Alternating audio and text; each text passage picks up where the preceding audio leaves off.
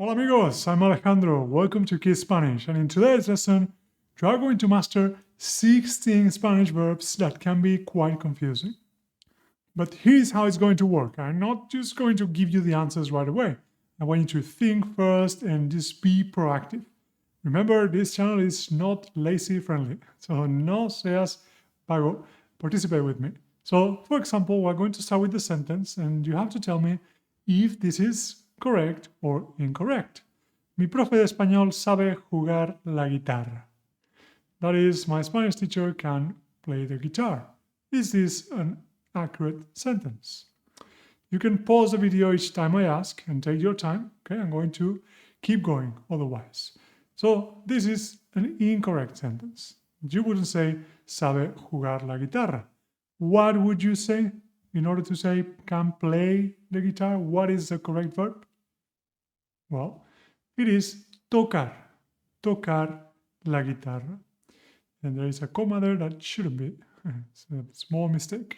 So, important distinction here, we use jugar to play sports or to play games. Like, when I was young, I played basketball. Cuando era joven, jugaba a baloncesto. And I was quite good at it. That's what my mom said. And then tocar is used for instruments. To play instruments, to play music, and tocar it's also to touch. For example, el grupo va a tocar mi canción favorita. The band is going to play my favorite song. And tocar could be tocarte la cara or tocar algo. One thing to notice is that many of the verbs I'm going to present you have multiple meanings, many meanings, but we're going to cover just the main ones or the ones that cause confusion. After tocar and jugar, let's look at another one. Can you translate this sentence to Spanish? My kid is applying to Stanford. He's very smart. If you need a bit more help, I can give you part of the sentence. Mi hijo va a en Stanford. Es muy listo. So how would you say to apply to a university? Well, that would be va a solicitar plaza en Stanford. Es muy listo. Unless you are quite advanced, you probably did not get this one right. Because many people would say va a aplicar a Stanford or aplicar a un trabajo. And although this is very common, especially in Latin America, but also in Spain every day more and more, this is not a recommended translation because the reason they say that is because apply in English is similar to aplicar and it's, well, again, commonly used but not recommended. The right translation is solicitar plaza for a university and solicitar un puesto for a job. So aplicar means really in Spanish to put a substance on or to implement. Like, aplícate esta crema 2 veces al día. Apply this cream twice a day. Or also you could say, hay que aplicar nuevas medidas. We need to apply new measures. While solicitar, as mentioned, is the right verb to apply for jobs or studies. Solicitar una plaza for studies, solicitar un puesto for jobs. Quiero solicitar un puesto como profesor de español en KeySpanish. I would like to apply for a position as a Spanish teacher at KeySpanish. So after the distinctions between jugar and tocar, aplicar and solicitar, let's look at another one that can be confusing. Mis padres me han castigado. No puedo de casa. So my parents have grounded me. I can't leave the house. What's the right verb here? How would you translate this part of the sentence? Remember, you can pause the video if you need more time to think. And the correct translation would be no puedo salir de casa. I can't leave the house. And salir is commonly confused with another verb that we will see now. And salir is used because we mean it to exit a confined space. And in particular, when we talk about leaving a house that one cannot leave because he's grounded, then you would say salir de casa. And irse, which is the verb that you could confuse this with, is to leave a place behind without this distinction of confined space. And again, in particular, when referring to your house, your home, salir de casa is to get out of the house, to leave the house. Whereas you would say irse de casa, meaning to move out of the house. It's a more permanent move. So, me voy de casa. If you are very mad, you are angry, and you say to your parents, me voy de casa. I'm not coming back. Me voy de casa, no vuelvo. No vuelvo. So this distinction you need to be careful with. And for a full explanation of the difference between irse and salir, and also ir and irse, voy, me voy, we have a full lesson also on the channel that you can watch. But now let's continue with more confusing Spanish verbs. Take a look at the beginning of this sentence. No soporto al candidato porque... What would be the continuation that makes more sense? No soporto al candidato porque es muy antipático o porque quiere subir los impuestos. Because he is very unfriendly or because he wants to raise taxes. What would you think is the best option here? Well, you would say no soporto al candidato porque es muy antipático. And this would mean I can't stand the candidate because he's very unfriendly. And if you wanted to say porque quiere subir los impuestos, meaning I don't support the candidate for this reason, what would be the verb you would use instead of soportar? That would be apoyar, no apoyo al candidato, porque quiere subir los impuestos. And this is common confusion between English speakers. They tend to translate support always as soportar. But in Spanish, this verb is used to mean tolerate or endure. Like, no soporto a mi hermano, es muy pesado. I can't stand my brother, he's a pain in the ass. So, no soportar a alguien is this, to not stand someone. And again, soportar has all the meanings, like to hold up. Esta silla no soporta mi peso. Tengo que comer menos croquetas. This chair can't support my weight. I have to eat less croquetas, which is very sad because I love croquetas. It's my favorite tapa, especially with ham. Right? Croquetas con jamón.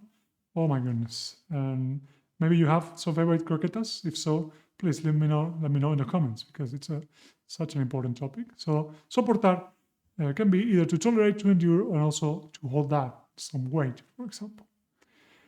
And apoyar is to uphold or to support, but more metaphorically instead of physically.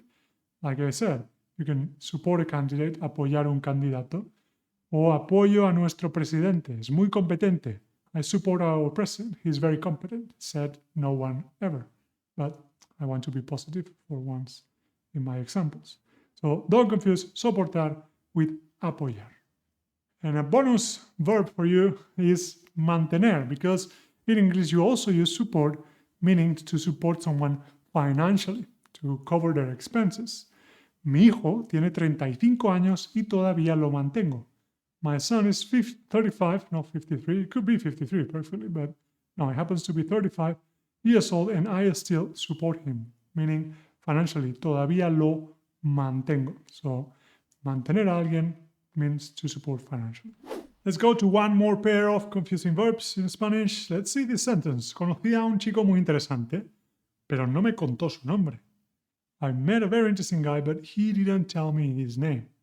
So is contó a good translation here of tell me his name? It is not. It is not. So what would it be, the correct translation? Pero no me dijo, no me dijo su nombre. And common confusion again, decir and contar. We use decir to talk about the content of what is said or what was said, and it is something specific. O me dijo que era española. She told me she is Spanish. Sorry, no que era, que es española. She told me she is Spanish. Whereas contar is when the speaker is narrating events, stories, situations, anecdotes with a bit more detail. Like nos contó cómo conoció a nuestra madre. He told us how he met our mother. If you get this reference, please also let me know in the comments because I will be very, very happy. Cómo conoció a nuestra madre. So that's why in the first example, me contó su nombre, no me contó su nombre. The name of someone is something very specific. So it would make sense to use contar un nombre. You would decir un nombre o decir la fecha de nacimiento. to birth date. This kind of specific information we would use decir and not contar. And contar is also used when we want to say to tell a joke. Contar un chiste. This distinction between contar and decir, it's not easy, especially about details or specific information that can be a bit ambiguous sometimes. So let me share a few more examples. ¿Te he contado lo que me pasó en Barcelona? Did I tell you what happened in Barcelona? There is a story there. There is something to be told. This is not a piece of information. It's something that requires more details, right? But you would say, me dijo Borja que comiste croquetas. ¿Te gustaron? So something quite specific. You ate croquetas, right? Did you like them or not? So me dijo Borja. We are referencing or relaying information. In this case, not telling a story with details. More examples. ¿Qué tal con Rocío? How was it with Rocío? How did it go with Rocío? Cuéntamelo todo. Tell me all about it. Cuéntamelo todo. And one more with decir. Perdona, ¿me puedes decir dónde está el baño? Can you tell me where the bathroom is? You will say, ¿me puedes contar? Right? There's no story there. I want the piece of information that's quite specific. No details, no story, not anecdotes. Just where is the bathroom? So, ¿me puedes decir dónde está el baño? But as mentioned, this distinction between decir and contar is tricky, and there is a bit more to it. That's why I recorded a full video, a full lesson on it, that you can also watch if you are interested. And if you are enjoying the video so far, please give it a like. Dale a me gusta. Es gratis. And let's continue with some more verbs that can be tricky. Here we have Sergio and John, and Sergio is quite frustrated. Says, no sé por qué no pierdo peso. I don't know why I'm not losing weight. He's on a diet, he's trying, but he's not getting results. And John has a question. ¿Has comer más brócoli? How could we complete this sentence? ¿Has probado comer más brócoli o has intentado comer más brócoli? Pause again if you need to, but try to answer, okay? No seas vago. Participate with me here. Well, the answer would be has intentado comer más brócoli. In English, you would say to try in both cases for intentar and probar, and that's why it gets confusing. But we are talking here, or John is asking Sergio if he has attempted to eat more broccoli. Quite a, savvy comment there. I don't know how to say it, a bit offensive maybe. But, well, attempt is intentar. And you could also use tratar de when meaning to attempt something. Like, yo intento estudiar español cada día. I try to study Spanish every day. I hope that's the case. And trato de estudiar español cada día. This will be identical. You can use them interchangeably. I try to study Spanish every day. But probar is to try, refer to specifically food, or also products or services. So Sergio may answer, no he intentado comer brócoli. I have not tried to eat broccoli for my diet, but I haven't even tried ever. So nunca he probado el brócoli. I have never tried broccoli in the sense of experiencing it, tasting it, ever. So probar for food, it means to try for the first time, and intentar is to make an effort to attempt to do something. And one more use of probar is when it's used in a pronominal form, that is with the reflexive pronoun se. Probarse is to try on clothes. Pruébate este vestido, está en oferta. Try on this dress, it's on sale. So probarse, again, can mean to try on clothes. Let's look at one more of these pairs of confusing verbs, and you are going to be a detective now. Where is the mistake? There is one, we already know that, but which one is it? La semana pasada John falló a clase 2 días. ¡Qué desastre! Last week John missed 2 days of classes. What a disaster! Why is the sentence in Spanish wrong? Well, we are using the incorrect verb, falló. Fallar a clase is not correct. What would be the right verb to mean to miss a class or to miss 2 days of classes? Do you know? It would be faltó a clase 2 días. Faltar a clase. We use faltar to mean to not attend or to miss or to be absent of somewhere. Nunca falto a las clases de Alejandro. I never miss Alejandro's classes. John didn't go to Sergio's classes because he's not such a good teacher as I am. Because with me, John never misses a lesson. So nunca falto a las clases de Alejandro. But fallar is used to miss also. In English, you use miss for both cases. In Spanish, there is a distinction for sports context, meaning not to hit certain target. So LeBron James falló el tiro libre. LeBron James missed the free throw. I'm sorry, Bron, you are my guy, but the free throws, we need to get better at that. Okay? So fallar for sports context, to miss in the sense of being absent of somewhere, of a lesson, of a place, that would be faltar. And another bonus verb for you, I'm being generous today, is miss in a different context. I miss Alejandro's classes. How sad he retired. Las clases de Alejandro. Qué triste que se haya jubilado.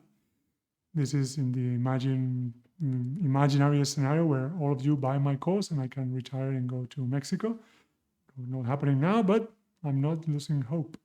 So how would you translate miss in the sense of longing something or someone? That would be echo de menos. Echo de menos las clases de Alejandro. Qué triste que se haya jubilado. Now, this note here, echar de menos is what we would say mostly in Spain. Now, that would be the most common translation. In Latin America, they use the verb extrañar a alguien o extrañar algo. So when you miss someone or you miss something in the sense of longing for it, then you use echar de menos o extrañar. And those were all the verbs I had for you today. I hope you find this lesson useful. If so, please subscribe to the channel to see more like it. And now you are not going to confuse these tricky verbs. To continue learning more confusing verbs, I recorded another video about 12 more of them that you can watch next. Soy Alejandro de KeySpanish y nos vemos en clase.